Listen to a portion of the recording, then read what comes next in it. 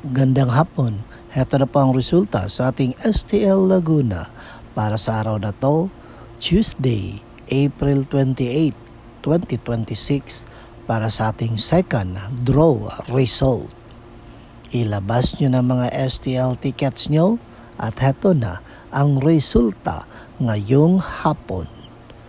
At para naman po sa ating STL Laguna second draw result, ang resulta ay ang numerong ito.